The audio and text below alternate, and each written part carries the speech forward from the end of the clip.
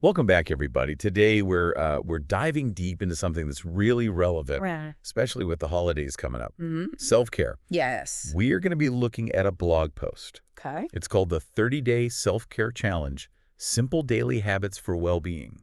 Okay. It's by Sophie Laurent from calmwithinchaos.blog, Right. and it was just posted today, October 29th. Oh, wow.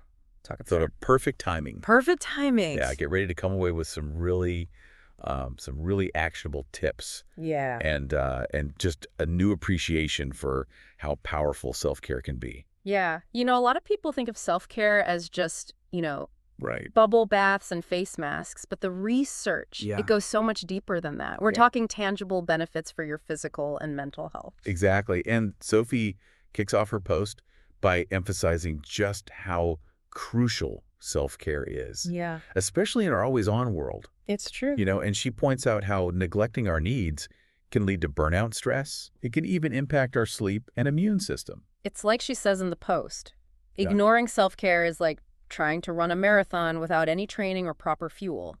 Oh, You might start strong, but you're setting yourself up for a crash.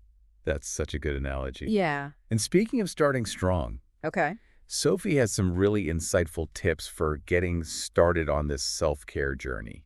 I was particularly struck by Yeah. her focus on mindset. Yeah. It's not about beating yourself up for not being perfect. Right. It's about approaching self-care with self-compassion Mm-hmm. and setting achievable goals. Yeah, and she even talks about gathering the right tools, Oh, yeah. like a comfy yoga mat or a dedicated journal, Yeah. to set yourself up for success. Yeah. It's all about making those small, sustainable changes. Absolutely. And then she dives into the nitty-gritty Okay. of daily habits, Okay. starting with physical well-being. Okay, so this is where I got really interested. Yeah. She talks about mixing up exercise routines, not just doing cardio, Right. but incorporating strength training and stretching too. And she emphasizes that you don't need hours at the gym to reap the benefits. Oh. Even short bursts of activity, like Yeah. taking the stairs instead of the elevator. Oh, sneaky ways to get moving. Exactly. I love that. Of course, she also covers healthy eating. Of course. I think lots of colorful fruits and veggies, whole foods. Mhm. But there's this one idea that I thought was brilliant. Mindful eating. Ah, yes. Yeah, It's not just about what you eat, right. but how you eat it. Really savoring each bite, paying attention to the flavors and textures, Wow. even noticing how the food makes you feel. It's like bringing mindfulness into something we do every single day. Exactly. And, speaking of mindfulness, Yeah.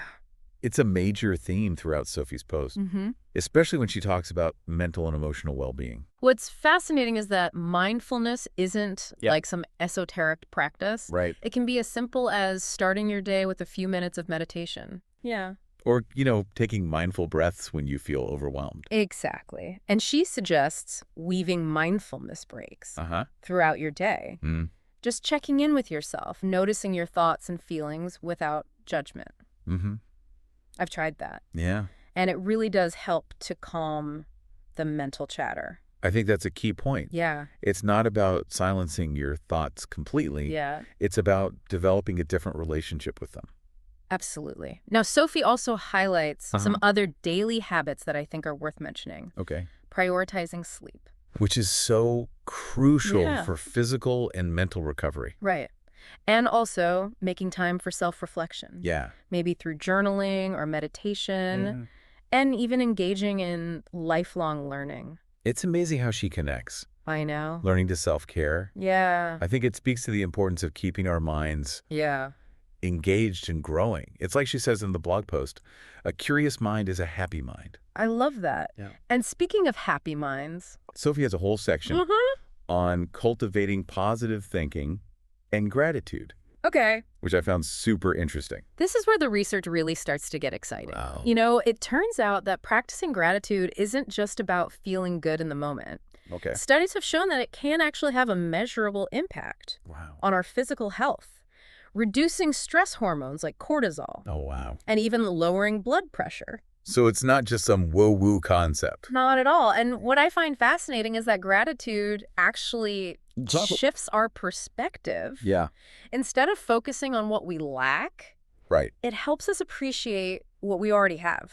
It's like giving your brain a positivity boost. Exactly. And she even suggests a really simple practice, gratitude journaling. Just taking a few minutes each day to write down things you're grateful for. I think that's a great takeaway for our listeners. It's Yeah. such an easy practice to incorporate into your routine, Right. and the potential benefits are huge. Right. Small changes, big Well, impact. absolutely. And speaking of impact, Yeah. Sophie also delves into the importance of finding balance, Okay. especially work-life balance. This is such a crucial topic in today's world, Right. where the lines between work and personal life are increasingly blurred. Exactly.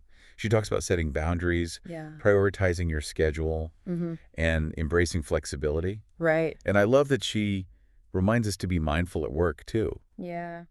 Using techniques like meditation to stay focused and prevent burnout. It's about bringing that self-care mindset Yeah. into every aspect of our lives. Yes. Even our workspaces. Absolutely. And speaking of connections, Mm-hmm. Sophie dedicates a whole section to nurturing relationships, Mm-hmm. which is something we often overlook Yeah. when we think about self-care. But it makes perfect sense when you consider that strong relationships are Mhm. foundational to our well-being. Right. They provide us with support, Yeah. love, a sense of belonging. Right. And Sophie offers some really practical tips Okay. for nurturing those bonds. All right. Things like making time for quality interactions, Yeah. practicing active listening, Yeah. and expressing gratitude Mm. to the people we care about. Simple yet so powerful. I think that's a recurring theme in Sophie's approach. Mm-hmm. It's not about grand gestures. Yeah. It's about those small, consistent actions Right. that add up over time. Absolutely. And speaking of things that add up over time, Okay. she also addresses the unique challenges Yeah. of self-care in the digital age. This is where it gets really interesting. Oh. We're constantly bombarded with information and notifications, Mm. making it harder than ever to disconnect Yeah. and truly recharge. And Sophie doesn't shy away from that reality. Right. She talks about the importance of mindful technology use, Okay. setting boundaries around our screen time, Yeah. and being intentional about when and how Right. we engage with our devices. I tried a digital detox for a weekend a few months back, Oh. and it was incredible. It felt Yeah. so good to just disconnect Mm-hmm. and just be present in the moment. I bet Yeah. sometimes we need to give ourselves permission Yeah. to step away from the digital world, to reconnect with ourselves Yeah. and the people around us. And Sophie even suggests setting tech-free times Mm-hmm. during the day, Mm-hmm. even if it's just for an hour or two. Or designating certain spaces, like Yeah. the bedroom, Yeah. as tech-free zones. Those are great ideas. Yeah. Now, we've talked a lot about the different aspects of self-care. Yeah. But what about when we hit those inevitable roadblocks? Mm-hmm. We all face challenges and setbacks. It's Right. part of the journey. That's where Sophie's emphasis on self-compassion comes in again. Yeah. She reminds us to be kind to ourselves, Right. to acknowledge that progress isn't always linear, Mm-hmm. and to celebrate the small wins along the way. She also provides some really helpful tips for overcoming obstacles. Things like identifying what's holding you back, Yeah. adjusting your approach as needed, Mm-hmm. and even seeking support from others when you need it. It's a reminder that we don't have to do this alone. Absolutely. There are resources and people who can help us along the way. And perhaps the most important takeaway from Sophie's post Yeah. is the reminder that self-care is deeply personal. There's no one-size-fits-all approach. Exactly. She encourages us to experiment with different activities, Right. assess our own needs and preferences, Hmm. and to adjust our routines over time to make Yeah. sure they're truly serving us. It's about creating a self-care practice Mm-hmm. that feels authentic and sustainable, Yeah. something that brings us joy and nourishes our well-being. And as she so beautifully puts it in her blog post, Yeah. self-care is an ongoing journey of self-discovery, a continuous process of learning, growing, and becoming the best versions of ourselves. I love that. And it makes me think about how all these different areas of self-care Mhm. are actually interconnected. Yeah.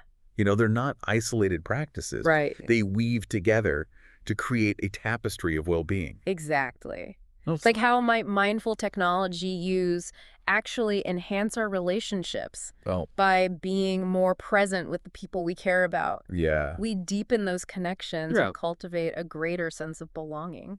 Or how might practicing gratitude actually improve our sleep quality Right. by focusing on the positive aspects of our lives? Yeah. We reduce stress and create a more peaceful state of mind, Hmm. which could lead to more restful sleep. It's fascinating to consider. It really is.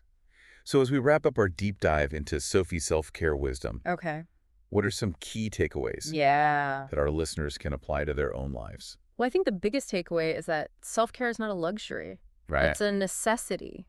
Yeah. It's an investment in our overall well-being, and it has the power to transform our lives in profound ways. Absolutely. Yeah. And remember, it's not about being perfect. Right.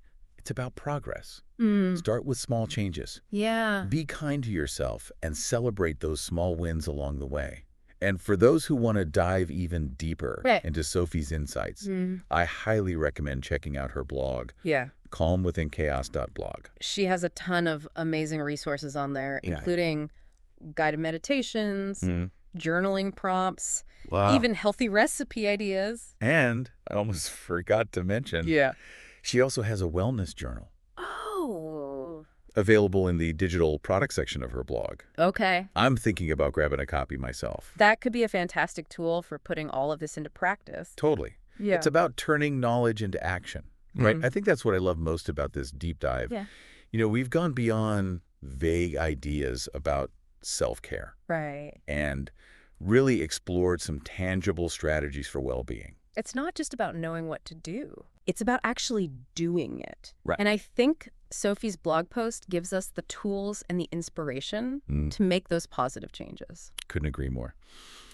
So before we sign off, Yeah. is there anything else Okay. that really resonated with you from the blog post?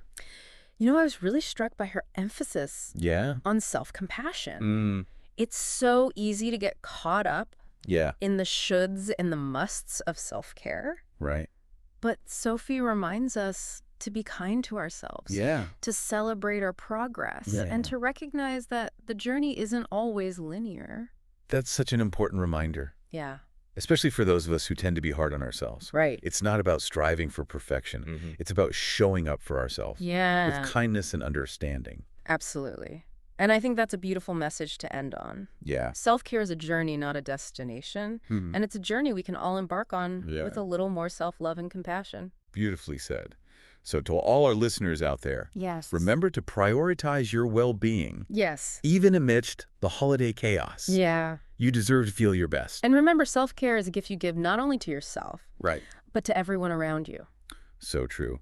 A huge thank you to Sophie Laurent for sharing her wisdom with us today. Yes. Be sure to check out her blog, calmwithinchaos.blog, for a treasure trove of self-care goodness. And to our wonderful listeners, Yes. thank you for joining us on this deep dive. Yes. We'll catch you next time.